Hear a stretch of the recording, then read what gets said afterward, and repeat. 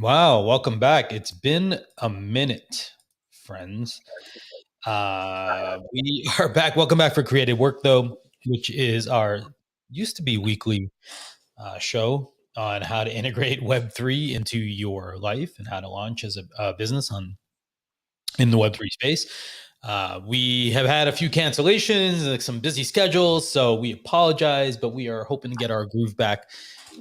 If you're out there, by the way, and would like to be on the show, by all means, drop us a DM. You can follow any or all of us. Everyone here can help schedule for a future episode.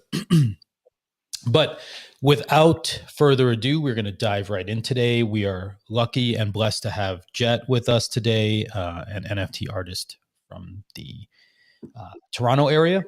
And Abhinav, I know you have had a chance to chat with Jet a little bit. Did you want to add anything for the intro? And then obviously let's dive in.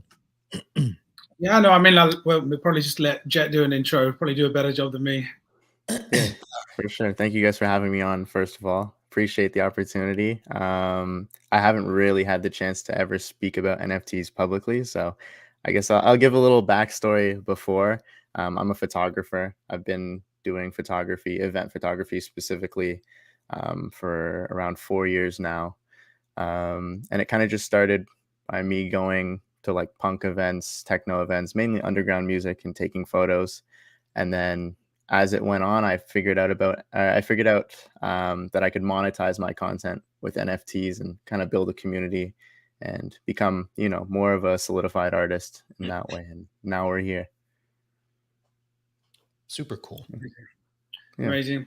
And you've had a bit of a journey from being a creator, so, being an artist first, being, in Web2. I know you've got a fairly active Instagram where you focus a lot of your activity. How do you, what was the journey that went from, okay, you realized that this would be an opportunity to monetize? How did you go on that path? Yeah. Hey, welcome on Francine. Nice to meet you. So NFT kind of began just by finding out about it, I believe 2 years ago. And I started out as a collector, and I do collect more than I actually create on there. But I thought, there's so many pieces that I was buying. Why don't I put my own work out there and see if anyone will bite? And they did. So, yeah. So is the rest of that question? Yeah, just who's getting whipped? Is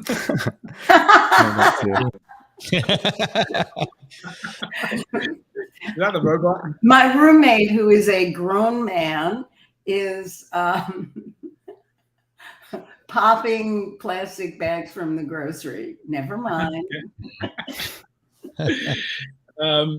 Yeah, Jet. So you had your consumer first, I guess, from the NFT point of view, creator on the being an artist side.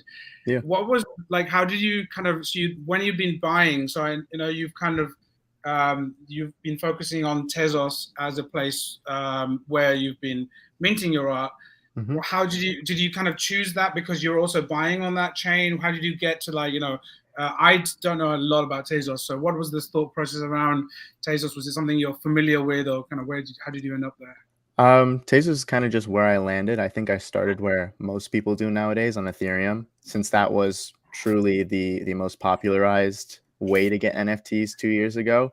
But as time went on and as gas prices skyrocketed, I realized that most of the artists I was buying from and investing in couldn't even afford to continue making art on there. So I think thousands of dollars I spent on supporting them, although it was, a good cause, I got nothing out of it because these people just abandoned their work. Oh, welcome to the club. Yeah, exactly. So I found Tezos, kind of just searching for cheaper chains. And I forget who the name of the person that made this tutorial, but it was back when Tezos had a couple thousand users. It was a YouTube tutorial on how to use their marketplace called Hicketnunk. Which has now kind of evolved into object.com. So I remember Hicket, and that was a huge pain in the butt to use. Very clunky. But if you took the time to learn it and get familiar with it, I think that was like the most money I've made off of NFTs in general now, just because that's interesting. really working on it. That's interesting because I have an artist friend who knows nothing about technology and markets her stuff on Tezos also. And she is able to, even though it's a much smaller marketplace, it's cheaper and there's more people who really like art. It seems like there's fewer scammers and, you know. Yeah, that's what I found as well. And also, a lot of people think that it's a smaller chain, but for a couple of months, I think they were rivaling OpenSea's user base. The only thing is, Tezos focuses on foundation rather than marketing, which is why you don't see such a buzz in social media. Like Ethereum and Solana are the two you hear about. Ethereum's kind of like the originator, and Solana's the clean NFT, you know, that almost that opposite of Ethereum. Whereas Tezos has kind of been solid for that year or so, where they didn't focus on, you know, getting their message out. They simply just worked on building the best product, and that's kind of why I stuck with them. What a great idea. How novel. And the transaction fees are little to nothing. It costs a couple cents per transaction. So it was just a way that I could afford to put out art, and a way that I could also afford to support other artists, and, you know, they could afford to support themselves. So you could really invest in someone and see their journey from, you know, their first NFT to 20 down the line. And now it's impossible to get a piece because people are competing for it. Right. So it's very rewarding to see. So this is how Web3 is supposed to work, actually.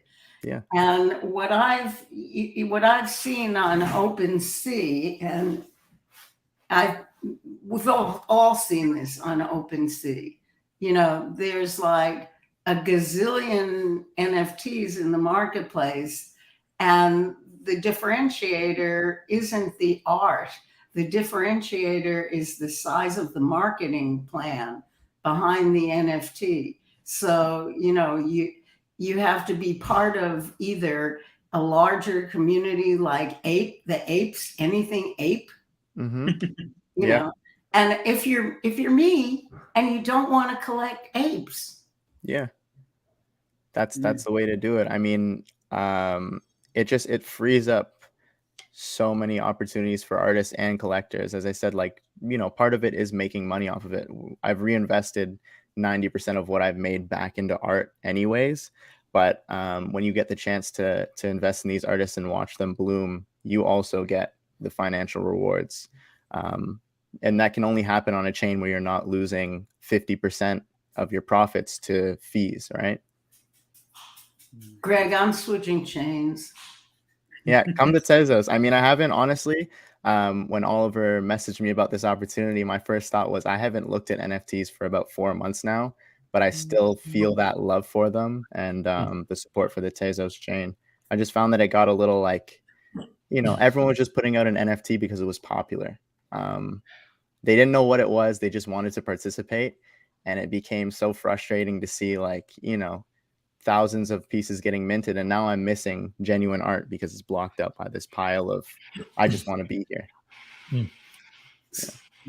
So I came in after the credits. What is Jetlag? The name? Yeah. Well, my first name is Jet, just Jet. And I was trying to create a name. I do photography. So for my Instagram, I wanted to go by something other than my full name. Got it. Okay. Yeah. So I was thinking Jetlag was just something that people have called me. As you know, if you have a name that's short and it can be turned into anything, you get a lot of nicknames. Jetlag was one that I just didn't dislike. So I stuck with it. And yeah, now I'm here under Jetlag today. And it's kind of just been nice for people to, you know, see that name and think immediately of my work, or, you know, want to learn more about it. So I guess I have a question. And we haven't had a photographer on, so it's great to have someone who's done photography. I'm honored. Thank you. And kind of in the one-on-one kind of space, I guess, to some degree. Were you, or had you tried selling prints or other digital versions kind of beforehand, or was NFT sort of like the first attempt at actually selling sort of your art? Yeah, so that's actually a really great question. I forgot to mention this, but when I think of being an artist, I think of creating one piece and letting someone, you know, hold it down and really sit with it. Whereas prints seemed to kind of, you know, if I'm releasing 100 pieces of something, it kind of loses its value, or it just loses that, you know, that excitement that someone has of owning that one of one. And that's where NFTs came into play. I realized that I could just release one edition of it. I could get royalties off of it, and it would be like a pride that someone had holding it in their collection. So I've done physical pieces. I was in a gallery hosted by Oliver Osborne. It's called the Main Street Arts Club, and he did 3 of my pieces in, you know, prints, and I like it. I'd rather have my art that way. I might do prints in the future, but for now, I just prefer that one of one style. Photography's been digital for the last 25 years anyway. Yeah, absolutely. I mean, I publish everything publicly on my Instagram regardless, but when it comes to actually having the physical piece, I want only a couple to be out there. Interesting. Yeah, I think scarcity is important as an artist, or at least that's, you know, I don't know. Every artist is just figuring it out. That's just kind of my approach. But that's why I don't understand about 10,000 apes. Or I mean, 10,000 strawberries, or 10. I agree with you about scarcity and art. Yeah, well, isn't it 10,000 generative? Like, so technically they're all unique. Well, generative is, you know, they're all unique, but you could have 5,000 blue monkeys and they all have a hat that's slightly off by 5%, right? That's unique. Generative just means, you know, artificial intelligence went and flipped through a bunch of different combinations and created something. But those apes, they had great marketing, as well as, you know, the CryptoPunks were like the first to do it. All those projects that are really, really getting a lot of notoriety right now, just great marketing behind them. There are a million projects where you know, pick an animal and pick an adjective and mint 10,000 of them. But yeah. That's funny. And that's where I feel Web3 has been hijacked. It has, absolutely has. That's kind of why I like took a hiatus from it. It's kind of just offensive too to the artists that are putting in so much work, and then you have this corporation that puts 3 million into marketing, and now you're washed out, and people only want start, instead of collecting stuff that they like, they collect what will make them money. And I've even been a victim of this, like myself, looking at a project and thinking, okay, I could flip this easily, versus I could put the money in the hands of an artist that's doing this just out of, you know, kindness of their heart and their love for art. Yeah, I guess I've always looked at it more as those sort of 10,000, you know, one of 10,000 sort of things. It's more, I think, on the utility end, right? It's a key to get access to something else. Whereas there's this other side where it's truly about just collecting good art, right? It's kind of a one-on-one piece kind of thing. So that's kind of how I break it down, at least in my head. Yeah. Well, utility is a big word in the community, and a lot of people really like to, they've kind of watered it down with the use of it. Like my brother was, I don't know if you guys are familiar with the Nelk Boys. They're like a group of young guys that go and, you know, party and document it on YouTube, but they released NFT tickets or something. My cup of tea. Yeah. I'm not the biggest fans of them. I respect what they do, but my little brother, he follows them, and they released some NFT project, and he wakes me up out of my sleep. He's like, they're releasing 10,000 tickets. They're limited, and they're going to make me thousands of dollars. And I'm like, think about what you just said right now. Since when has 10,000 been limited ever? Like, just read what they're writing and really. By the way, like, you know, I collect sneakers, and a small drop for Nike is 10,000, right? Yeah. And yeah, there would people be lined up, and there would be bots, and there would be all kinds of things to try to get one of the 10,000. You know, it's interesting. We were having, I'm kind of curious your thoughts on this, Jetlag, but we were having this discussion. Francine and I are in another, you know, DM group with a bunch of folks.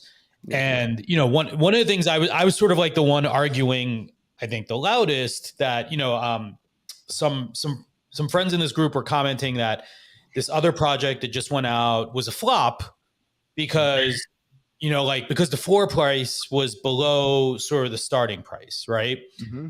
And there are things they could have obviously done to like mitigate some of this floor price mania stuff. But it really struck me as like the thing that bothers me about it, and the point I made in the thing was like, everyone here looks at it purely from this financial point of view, and I have like this other point of view on it, which I think Francine shares a lot of, which is like, you know, and to Arnold's point also, I think Francine and I buy a lot of projects purely to support the cause that's underneath it, or to support the people, like, or the artists, like, period. That's it, done. There is no other thing to it. We have no expectation of return on any of the capital that may come from it, right? Like, I have a ton of projects like that. I'm never going to see the money again, and I actually don't even give a crap, right? Yeah. There's another batch. For me, I'm supporting only women. Yeah. Because I want to see women not be so marginalized. So that's my whole thing. Without a doubt. And then Arnold brought up the utility side. And I you know, Andreessen just did this report. Abhinav sent me the link to it. They put utility in a category. I actually think utility is like a horizontal thing. It's not like you know, everyone's trying to put utility on things, right? But the interesting thing to me was more, and I think Francine's made this point many times in the show, I look at what, like, for example, CPG, which is the project that everyone was, you know, bashing.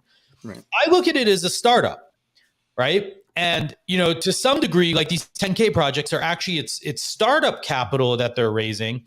And I don't know how you can determine a thing is a flip, a rug pull, a failure on day zero of funding. 20 minutes, right? Yeah, funding the enterprise, right? Like, you know, like Francine and I were back channeling. I'm like, I remember the days, we're old enough to remember when $1 million was a lot of money and it would last you years, and you would take that time to go build something and do something with it, right? And, you know, Arnold, Abhinav, myself, we're all founders right now. We all are raising money in one way or another, or funding our businesses, like, through, you know, our own efforts and energies, right? And I would slash someone's, you know, wrist if they told me I failed just because, like, I didn't do something in day one, right? Like, of me having the funds to do the thing, right? Like, and, you know, I think, like, I just found, like, there's so many ways to look at the space. And I think, to your point, Jet, what's happened is everyone's so damn cynical about it, right? It's like, you know, and I was just arguing, I was like, you know, look, the floor is not a measure of anything, right? Like, you know, that's like saying, like, the number of followers on the Discord is a measure of something, which it's not, right? Like, more reasonably, it would be how many people show up regularly, how many people contribute in a meaningful manner, right? Like, there's all these other ways that are way better to look at a community of people than purely the top level vanity number. Right. Just like the floor is a second. And just the last thing on this, the thing that I was taking exception to was, you know, and we had other friends who were like, if it goes below the floor, it's going to fail. And I'm like, why would it fail? Why? If you start a business, how do you even know? Right. If you start a business, and you say, I need $2 million to operate for the next 2 years. And in the next 2 years, I'm going to deliver X, Y, and Z, which will generate X, you know, A, B, and C in revenue, or whatever it's going to be. Why is it a failure if the floor goes down? Like, the secondary sales I get is a huge part of the ecosystem, but it does not need to be at the heart of why we raise money through an initial minting process to begin with. Yeah. So I have a question for you, Jet. Do you look at Web3 as community-based anymore? I mean, I'd like to. I love the part about Web3 that some of the guys, especially the ones that have minted tokens for games, or, you know, something like that, some other projects like that, Metaverse Land, you know, they have a vision that they're building a community around. So is that something that's interesting to you, or do you just want to sell your photos, or what's your goal? I guess the big thing I'll answer first is the photos thing. Like, this isn't all about money for me. I've made probably $75 off of my own work in total, and I've minted around 20 pieces total. I don't sell them for a ton of money. I just put them in the hands of people so that you can hold them. And that's, to your point, Greg, about, you know, floor price. It doesn't always go hand in hand with longevity. I've bought some pieces that were 25 cents that have gone up enormous rates, and I've bought pieces at enormous rates that have gone down a bunch. So, you know, it doesn't mean everything. But to answer the question about community, I feel like that kind of goes hand in hand with utility now. It's just a buzzword that people use. There's genuine community, and then there's a community that you're building of consumers. So it really depends on the person that's using it. You can normally tell the way someone's using it, but yeah, I do think there's still genuine community out there. I mentioned when I first got on this call that I don't use Twitter that much anymore, but when I was on Twitter, I was using it so often because of the community. There was always something going on. There were always artists releasing, and there was like, I was a cheerleader for some artists along with 100 other people. As soon as they dropped, you know, that little community is going to support immediately. So yeah, that's the type of community I like. A lot of that has moved to Discord, by the way. Yeah. And I hate that. Yeah. I really much prefer dealing with Twitter. Yeah, I mean, Discord is used as a statistic now. One of the big things they'll mention in a project is 10,000 people in the Discord. And as you mentioned, Greg, well, how many of those people are really showing up when, you know, there's a call set or when there's a drop going down? How many people are actually participating and pushing this project forward? Because some Discords we should have Maddie Berger come back, Greg, and talk about, now that she's minted and she's got her community, who shows up and what's happening with it, and what's really is a community. Well, you know, and I'll loop in sort of a thread that we've had for a long time about in this broader series about the creator economy. Not every creator wants to be a business, right? And not, and what I discovered probably like stupidly, like by spending a lot of time and money, not every creator wants a community, right? And I think like it's important to be honest that you don't have to be in like there's not some finite known path that you're supposed to go down, right? Like I really appreciate what Jet is saying. Like it's more like if you like my art and you like to own it, it's not even support me, right? Like because it's clearly not enough to support him, right? Like it's like, do you want to hold it, right? Do you want to own it? Great. Like I can make an easy way for that to be true that I think is not dilutive to sort of my art, my style. But also like it's friendships, maybe more than it is community, right? Like it's a small handful of people you're selling to, right? But you don't organize or do anything else outside of it, right? Like totally okay, right? But but I think like what we all connected because we're all building creator economy tools originally, and I think this was some of the lessons is that and Web3 is quickly falling into the same tropes, right? Like of it's got to be this, it's got to be that, it's got to be decentralized, it's got to be community, it's got to be, focused on sales or whatever these things. Like all these pieces are not truisms, right? Like they are choices, right? Like and I think everyone has the opportunity to choose which one they want and combine them in whichever ways they think makes sense. Yeah, absolutely. I'm definitely one of those artists that doesn't want to be a business as well, but life has its costs and you got to do it eventually, and that's why I've started working with a gallery and started trying to monetize my work, because realistically, and I tell a lot of people this when they ask me what I want to do in 50 years or how I'm going to make money off of this craft, and I tell them that even if I end up on the side of the road with a camera, at least just knowing that I did it, knowing that I tried to create art, that's like I'll sit there with a smile on my face. And again, if I have my camera, I have the means to continue creating, because I document more than I really, paint or actually create genuine art. If you've seen my work, it's just, I call myself the Zeitgeist archivist, or that's kind of what I've gone by, which essentially means capturing the moment, archiving the moment. So I guess that's art to me.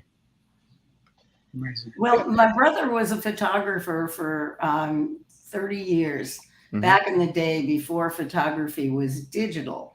And he made really good money working for magazines and stuff like that. He did architectural work. Yeah. And then when everything went digital, he had the choice of either re-equipping digitally or not. And interestingly enough, he decided that he knew early on that his work would be ripped off, if he went digital, because it would be too easy for people to get it. And so he quit and went back and taught junior high school civics for a long time. And now he is re-releasing his old photographs as NFTs. Oh, wow. And That's they don't amazing. sell for very much, but you know, they sell and they give. It's like another thing that he can do with what always was his talent. Yeah, absolutely. I guess one of my goals later in life is to maybe go and teach about it, or, you know, become a voice for this medium of art. But other than that, yeah, money doesn't motivate me, and that's kind of a really bad thing to have in this day and age. I'm No, learning to, actually, yeah. it's very good. It's just rare. Well, it's good until you know, need to raise a family and support your wife and move out of your parents' house, right? Um, so You I'm look learning. too young to do any of those things right now, so don't hurry. I turned 21 yesterday, so it's about my time to start getting on the road. Oh, Mazel Tov. Congrats. Happy birthday. Thank you. Thank you. So when you've kind of got your existing community, and I guess there's the people that kind of follow your work on Instagram. You've got your website, you've got your work on the object marketplace, and then you've got your real life community, right? Because you're out at the events, you're documenting. So there's the real world community. How much are those? You know, how much of an overlap is there between those, and do they exist and they're different people? Are they kind of the same people that are supporting your art on object, or you know what is your, how does that community look? Yeah, I feel like there's at least two communities, you know, the object.com versus my physical and digital work. And I mean digital by social media, because when I opened up my Twitter, I didn't share it on my Instagram. I just simply started from the ground up with people on Twitter. I would follow artists I liked, share my work under, you know, the shill threads back when they used to have a bunch of those. Someone would post, you know, I have $100 to spend, share your art. And I kind of worked my way up through there. So I actually didn't share any of my NFTs until I met with a manager of a musical artist who I wanted to do a photo shoot for. And he said, just going to keep it honest with you. I don't want to work with you unless you have a presence online. So take your time, start uploading your work, and check back in with me in a couple of months. And that's when I started uploading my NFTs. And that's actually when I started gaining traction on social media as well. So I guess the NFTs kind of helped me create a community on Instagram. But again, the people buying my art as NFTs are not the same people that are buying my art physically, as far as I know. Interesting. Yeah. And then what was the process of discovery like? So you talked about in the early days, you're kind of using the viral marketing, the shield threads on Twitter. Does object bring much attention organically, or is it really what you're bringing there? Yeah, definitely a lot of organic interaction from there. I've also, like, I didn't build a community offering people things or offering people utility, and I didn't really promote my work. I just upload it, post the work, post a link to it, wouldn't promise anyone anything. So I kind of built an organic following of people who would just buy it because they liked it, not because I was saying, oh, this is going to double in price as soon as it sells out, right? And I only have about 600 followers on Twitter, but out of those 600 followers, I'd say about 80% of them were ready to support as soon as I'd release something. And I think that's very organic versus, you know, someone who has 10,000 followers and only 2 of them buy from them. Yeah. Okay. I guess that's organic to me. Yeah. So your followers are not bots. No. Well, it's funny. That's the real community that we talk about, like week over week on the show. Is, you know, you've got 20,000, 10,000, 50,000 people, but you've got this small group that's actually engaging, and that's the real community that's actually supporting the artwork. So, you know, so I think that's great. That's the community that, you know, I believe you actually want to have, right? Yeah, I think there's a big difference between community and crowd, and sometimes those two words get crossed a lot. Community is, you know, more often than not, a small group of people that are really passionate about something, where a crowd is a small group of people that are passionate, and then the spectators that are waiting for, you know, something to happen. Yeah. And where are you kind of talking? So what's the way that you use to communicate to people? Yeah, are you kind of, is it sort of DMs, or do you use Discord? Did you ever use Discord and kind of shut it down? What's the way you connect with your people? I barely connect with my people, and that was a big thing that kind of keeps my art pure. Again, I'm not trying to be a business. I have nothing to promote. I simply upload my stuff, and I don't even have notifications on my social media. I post and I go live my life. I go work my job and go take photos and go to bed. That's my day to day, and that makes me very happy. I feel like tending to people is what kind of ruined it for me at certain points in my creation journey. Having to, oh, go check this out, go check this out is very draining for me, and that's also it's hard for me to fake who I am. It's very clear I'm uncomfortable when I'm uncomfortable. So forcing myself to do those things, it just, I don't know. I feel like it was a rough point in my creation. People could just tell it wasn't genuine for a couple of months. So I'm back to now not tending to my crowd, which sounds kind of bad, but I think they like it that way. Interesting. That's interesting to me, because the part that I like best about being a creator, and I'm a different kind of creator, I'm a writer, but the part that I really like the most about it is when I put something up on Substack or Medium or something like that, and people comment and respond, and then I comment back, and I feel like every time there's an exchange, we're cementing that kind of community. Yeah. And then I forget to sell them something. I literally did a Substack for 2 years before I even put a partial paywall on it. Yeah. And now I have the kind of paywall that you can get around it if you don't want to pay, Yeah, exactly. I think I've made, cause I made a website recently. A lot of my journey has been, speaking to people that have done what I want to do and then taking advice from them. I spoke to someone who does photography for BBC News, and I gave him a call, and he said, if you want to be successful in this scene, you're going to need two things: a website and a publicist. And you're probably not going to get a publicist without a website. So make a website and get back to me. And while I was making this website, I realized that for the past couple of years, I've been telling people that I've been doing photography for 2 years, whereas I'm looking at photos dated back 2018, 2019, right? So just seeing how long I've done it for no money at all. Like, I think I've shot over 40 events and I haven't asked for a dime from any of them, has just, shown me that I've built a very genuine community. Yeah. Do you mean really a website, or do you mean a landing page? How do you differentiate the two? I'm not sure what the difference is. Well, a landing page is just a page where you can collect information about people, or you can announce things to people, and it's not very complicated. Whereas, a website has a gallery of your work and a way to buy it, and something like that. At the moment, I guess it's a website in your terminology. I have information about myself on the front page. I got one page for publications, just to show, where I've been published, who's kind of shared my work, who I've been interviewed by. Yeah, right there. And then under the archive tab, also, yeah, actually on the homepage right there, there's a live feed of my Instagram. So it automatically updates when I post. And under the archive tab, I've uploaded every single shoot I've done since 2019, organized by date from newest to oldest, minus maybe a couple, but I really just wanted my website to be documentation. I want, in 100 years for people to be able to look back at this and maybe give lessons on it, or just see what life was like, March 28, 2020, so if you actually click on any of those folders, it'll open up my favorite shots from the night. Yeah. It's mainly meant for mobile though. Yep.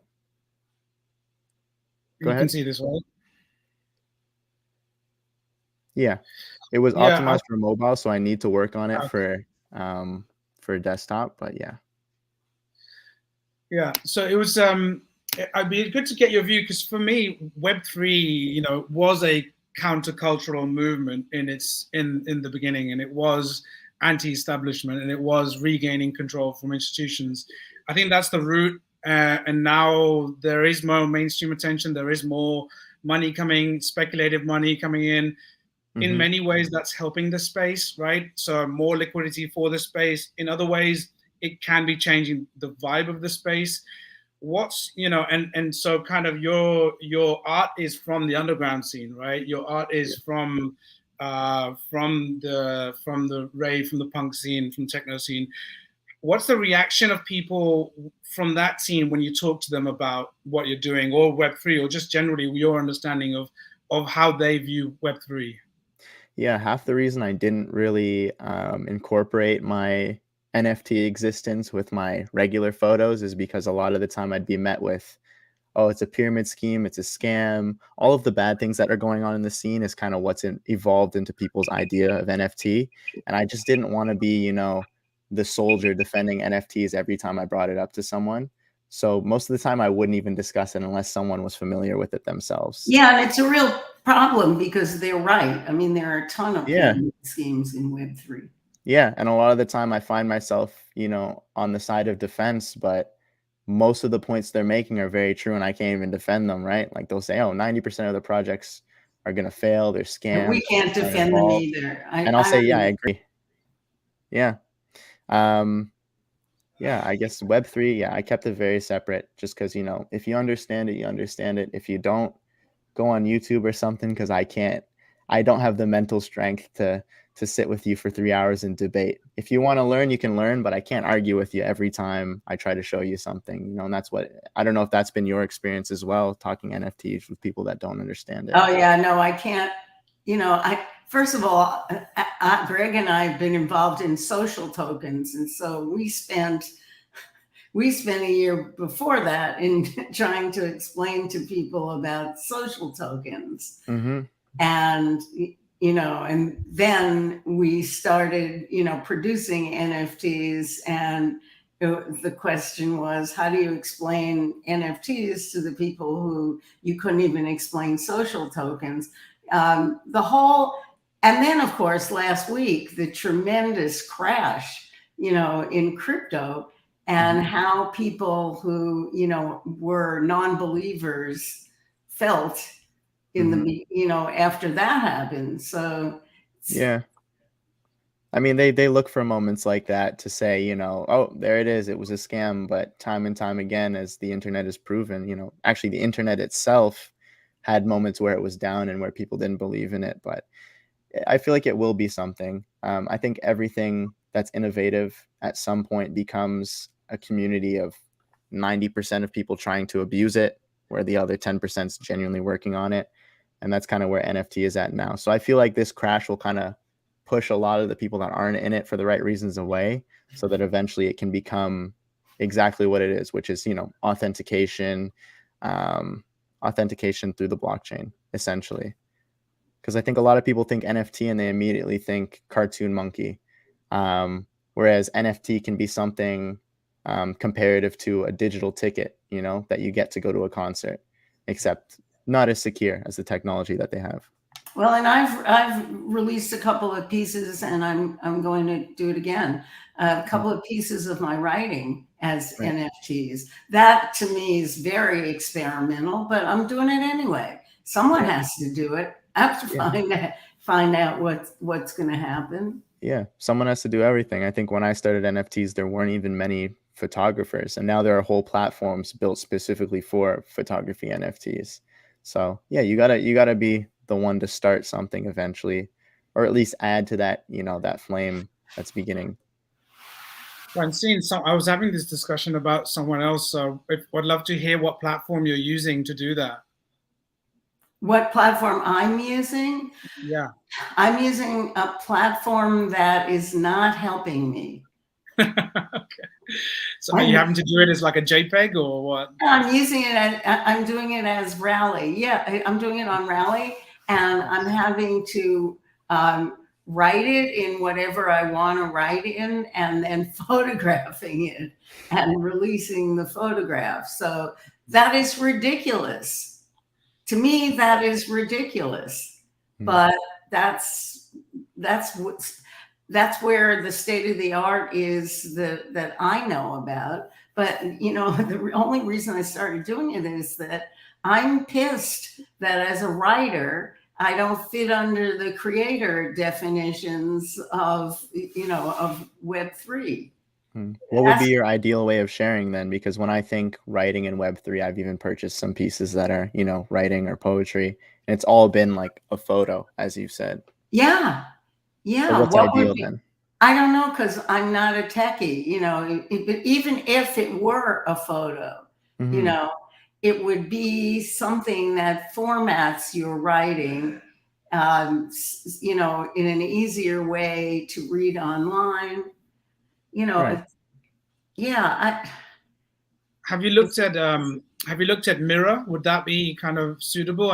It's not really like a one of one. It's not but it's kind of, it's more of a gateway to gate your writing, I guess. Yeah, I can't get it on Mirror. I tried to get on it a long time ago.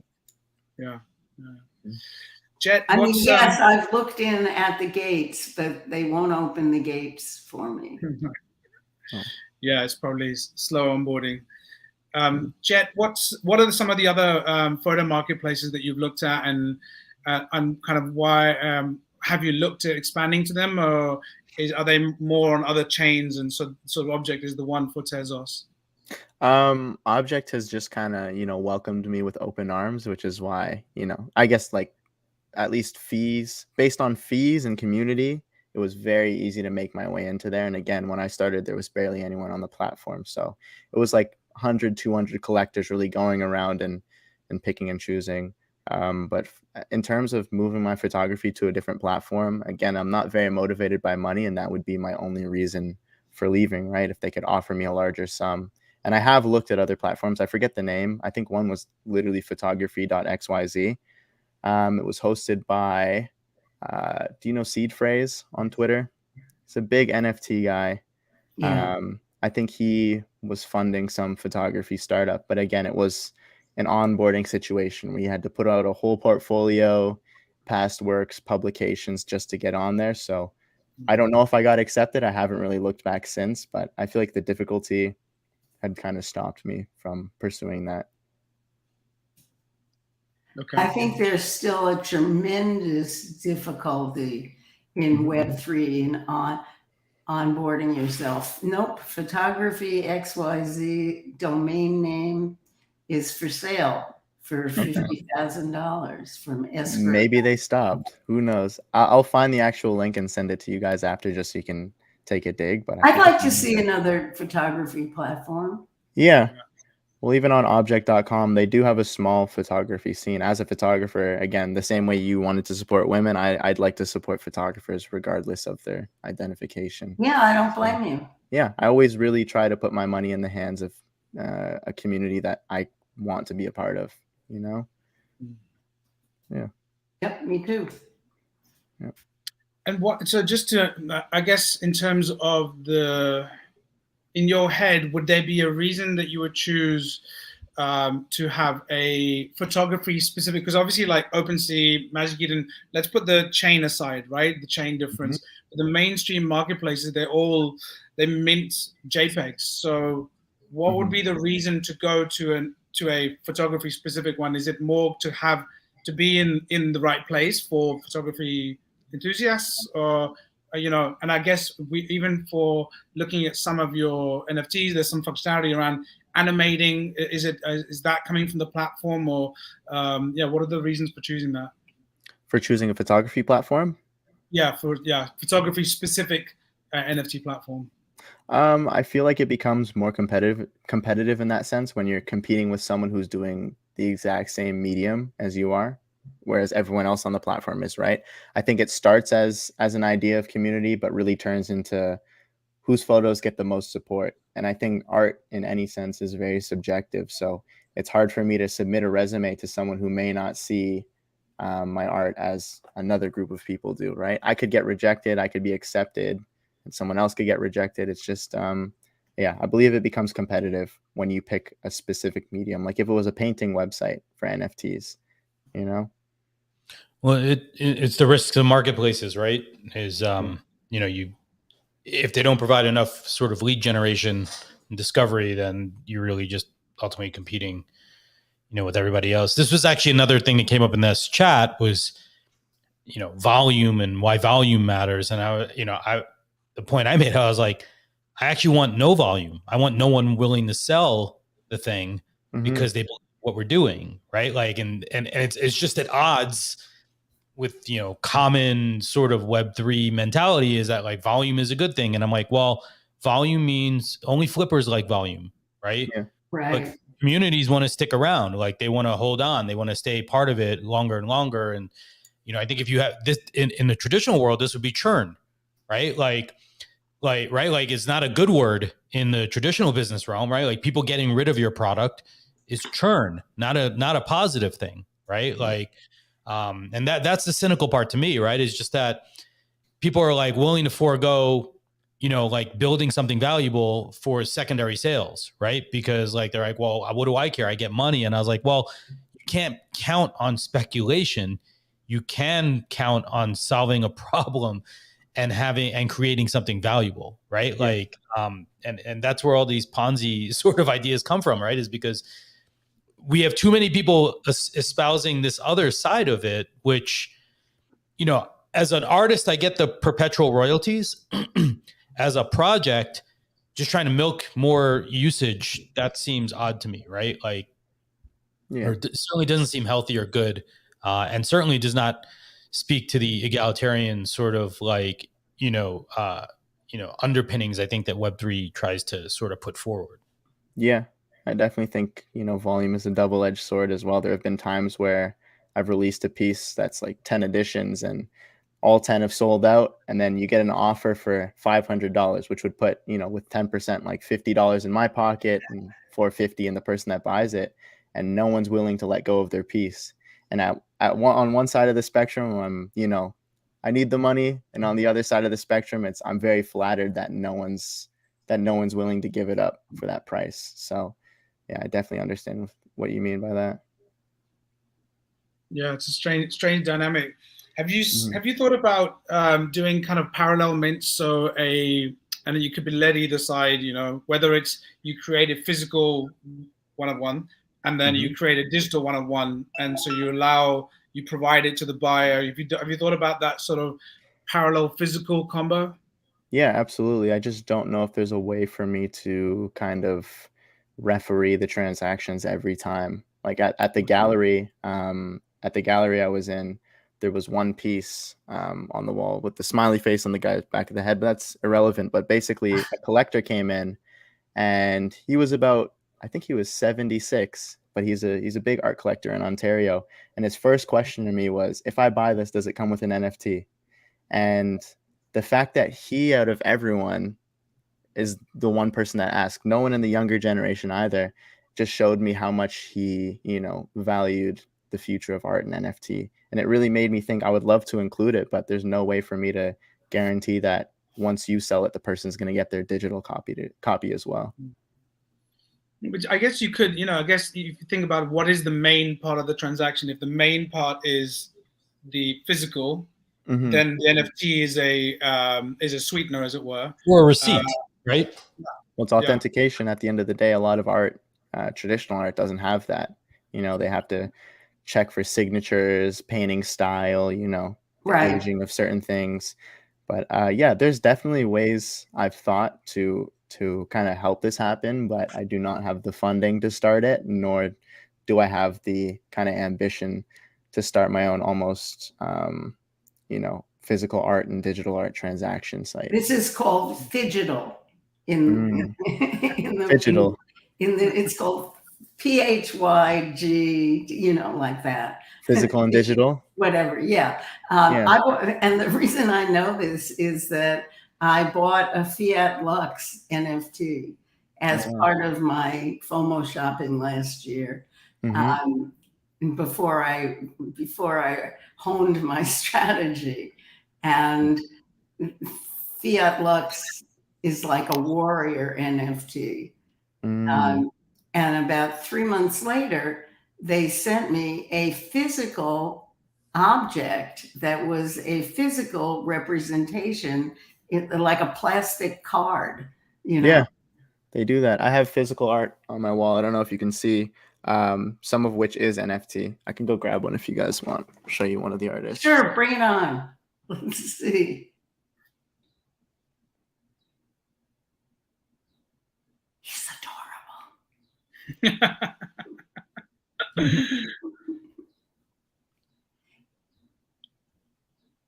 So this is by an artist named Gomes. I don't know if you can see that. It's kind of like a Transformer Gundam type guy in like a gothic style, but I've supported his art since he started. And so he started releasing physical prints with his work, and I kind of hopped on that. And now he's making a lot of progress and hopefully a lot of money with his art. He's made some crazy collaborations. So yeah, getting physical art with the NFT is, I love physical art. It's just NFT was my only real access to buying art. Hopefully one day when I have the funding to put physical art in my house, I will go for it. But yeah, NFT was kind of like my, like a candy shop for kids versus I have physical art in my house, and I'd like to make it into NFTs, but I don't know if even though I own the painting, do I own the intellectual property in a way that would let me burn it as an NFT? I don't know.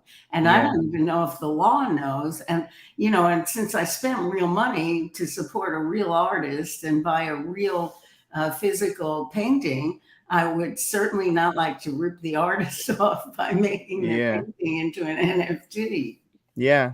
Well, there's one artist that I've purchased from. Actually, it's in the corner of my room, but I'll leave it alone for now. It's a big painting on a canvas, and I bought it for $500 in a field one day. It was like this event I was shooting at. It was a field and a stage, and she was standing in the middle of the field with this canvas on a stand. And I said, "How much is it?" $500. That was like all I had, but I'm like, I need this piece. I'm going to buy it off of you. And now that NFT has become a thing, and I've thought, it's taking up space, but there are definitely people that would like to buy it off of me for more now. Would it be good for me to just give her a percentage regardless of whether it's being enforced by a blockchain or not? Because it's just a physical piece of art. But I feel like now, since I've been reimbursed selling my pieces or having people sell them for me, I feel like a little bit of an obligation to, give her 10% of whatever I make off of it. See, and I think that is a great idea, but of course I'm a bleeding heart. So I would think that was a great idea. Yeah. Well, I just think, it's good to set the precedent, whether it's enforced by the blockchain or not. And maybe you can bring some of Web3's principles into pre-Web 1. Yeah. I don't even know what you would call that. Yeah. Yeah. Art. Yeah. Art. Baseline. Yeah. Right. Hey, Jed, I kind of want to go back a little bit with the little bit of time we got left. Just like there's obviously been a lot of lessons that you've learned as you've kind of gone through this journey of no NFT to like having to figure it out like pretty quickly along the way. I'm just thinking for like other artists out there that are maybe getting started or thinking about it. Maybe if there's like some, I guess, big aha moment or lesson learned, something that you would share with somebody else to kind of help them to smooth their path out a little bit. Any sort of thought around that? I guess, as they say, smooth waters don't make great sailors. So take some time, take some money, a small amount, and lose until you learn. That's how I did it. I put in about $300, and I took many losses until I figured it out. And if I'd done it any other way, I feel like I wouldn't have been so secure in how I buy stuff and how I navigate the NFT space. So yeah, anyone I teach how to use NFTs, I just tell them straight off the bat, take a month, take a little bit of money, make a separate account, even just fool around with it, figure it out, because it's not user friendly yet, and it's a bad thing. So you kind of have to take the wheel and learn it yourself at this point. Start on an easy platform. I'd say Tezos is easy. I won't obviously I've backed it personally, but that's just because it's anyone can play. Some people like that, some people don't. Yeah. Very cool. All right. Well, I'll go open up my Tezos wallet, which I haven't done in months, and play around on Tezos for a while. Yeah, Tezos is kind of like that. You can throw money around and not lose a bunch to gas fees and whatnot. And even if you're not reselling at the end of the day, you'll still have a nice, beautiful gallery. I think I have about 500 pieces on there, which I'll never get that money back, but the joy they bring me is something else. So. Yeah, and see, you did it better than I did, because I just tried to buy things when they were minting last year to learn and have experiences. And the problem with that is that I have a really ugly portfolio of NFTs on OpenSea, and they don't have anything behind them, you know. And one thing that I found about NFTs is you can't really like move them to rehang them and fix them because it costs gas. Every time you move it, it costs you gas. Yeah, that's the good thing about Tezos, though. I actually have a couple like storage wallets where I'll just send hundreds of pieces over for 3 cents, and there, it's out of my portfolio. So now I only have the best or what I like in mind. Not that I'm trying to, you know, show off to anyone, but some pieces, you know, you get them and you're a little embarrassed by them. You just send them off to another wallet and hold them there. The guys are going to know this, and it's a good thing to close on. But one thing that minted last year that I bought was called Dick 2 Club, and it was a woman-run project. And it was just almost made it. I know. 1 minute away. I've said it, mentioned it practically. We joke because the dicks come up at least once. Like the dicks come up. That's right. I get a rise out of the dicks at least once during the show. But you know, I'm not. It's on my. Luckily, it's not on ETH, it's on Polygon, so that's a little cheaper then for you. Yeah, right. Good stuff. Well, I for one have really enjoyed meeting you. Yeah. Thank you guys so much for having me on. This was, you know, being in the NFT community, you rarely have pure conversations like this with people that are also on board with it. So, you know, this is community in a sense. 5 people in a call. This is community to me. Thank you. That's what we think. Yeah. Thank you guys for having me on. Thank you for being here. And we appreciate it because, you know, I think it's just good to hear these other points of view. Like, I think a lot of, we've had too many, I wouldn't, not by our, because of selection fault per se. I just think it's great to have more diversity of people saying, no, I just like doing this because I appreciate other people, not for the financial ends and all the other parts that come with it. This is just a great pure joy, and it's great to see, and I appreciate it. Yeah. But on that note, we are at time for the week. So I want to say thank you to everyone for joining us this week. We are working to put together our roster and reconnect with some of our past guests that were going to be here. With the apocalypse happening outside, it's been a little challenging. I think folks have got their hair on fire, and so not everyone's ready to pop. Oops, he froze. Yeah, it froze on my end too. Oh. She's doing so well. Okay, well, thank you so much, Jetlag. Thanks a lot, Jet. Thank you. Do I leave from here or? No, you can never leave. This is it. No, this is it. This is like there's an old film by Louis Buñuel about some guests who tried to, you know, leave a dinner party and they couldn't get out and they were just stuck there till the end of time. Awesome. I'm glad to be here. I'll talk about art forever. Am I back? No. Yeah, you're back. Well, we are thinking about doing a temporary rename of the show and just call it Eaten by Bears, and we can just have people come and cry about their losses. On a more serious note, I really heard there were 8 suicides last week. Really? Oh. In the crypto community. Doesn't terrible. Does not sadly does not surprise me. I don't like that. That does not make me happy. Yeah. I mean, when there's so much money at stake, I can see how it can happen. Yeah. Huh. Well, on that somber note, I'm sorry. We'll see you next week. Hopefully I think we may just get back together and regroup and chat about where we are. Either way, if we don't have a guest, because I think there's still lots to catch up on. So thank you, everybody. We'll talk soon, and have a great week. Yeah. Bye. Thank you, guys. Bye.